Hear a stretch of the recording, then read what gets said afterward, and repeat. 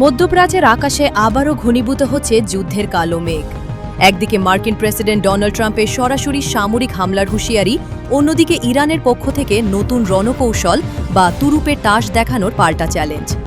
পাকিস্তানের ইসলামাবাদে যে শান্তি আলোচনার আশা জেগেছিল তা কি তবে অঙ্কুরেই বিনষ্ট হতে চলেছে? মার্কিন প্রেসিডেন্ট ডোনাল্ড ট্রাম্প অত্যন্ত কঠোর ভাষায় তেহরানকে বার্তা দিয়েছেন, বুধবারের মধ্যে যদি কোনো কার্যকর সমঝোতা না হয় তবে মধ্যপ্রাচ্যের আকাশে আবারও গর্জে উঠতে পারে মার্কিন যুদ্ধবিমান। একটি আন্তর্জাতিক গণমাধ্যমকে দেওয়া সাক্ষাৎকারে ট্রাম্প স্পষ্ট করেছেন, চুক্তি না হলে শুরু হবে ভয়াবহ বিমান হামলা। তবে ওয়াশিংটনের এই হুমকিতে মোটেও দমে যাওয়ার পাত্র নয় তেহরান। ইরানের প্রভাবশালী স্পিকার মোহাম্মদ বাগের গালিবাফ সামাজিক যোগাযোগ মাধ্যমে রীতিমতো যুদ্ধের ইঙ্গিত দিয়েছেন। তার দাবি, গত 2 সপ্তাহে ইরান তাদের সামরিক শক্তিতে এমন কিছু নতুন কৌশল যুক্ত করেছে যা যুদ্ধের ময়দানে পরিস্থিতি বদলে দিতে সক্ষম।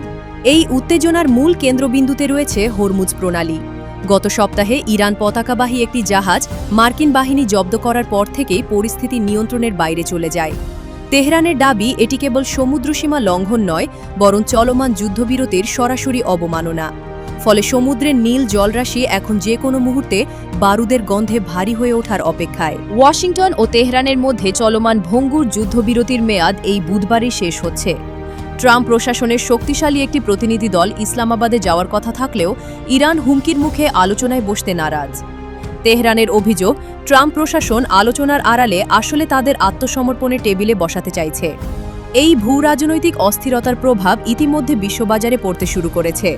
হরমুজ প্রণালী দিয়ে জ্বালানি তেল সরবরাহ বন্ধ হওয়ার আশঙ্কায় তেলের দামে অস্থিরতা দেখা দিয়েছে। যদি সত্যিই যুদ্ধের সূচনা হয় তবে তার নেতিবাচক প্রভাব থেকে মুক্ত থাকবে না কোনো দেশই। আগামী 48 ঘণ্টা পুরো বিশ্বের জন্য অত্যন্ত গুরুত্বপূর্ণ। যুদ্ধের দামামা বাজবে নাকি কূটনীতির জয় হবে তা সময় বলে দেবে। আন্তর্জাতিক এই সংকটের প্রতি মুহূর্তের আপডেট পেতে বিডি সংবাদ চ্যানেলের সাথেই থাকুন। ধন্যবাদ।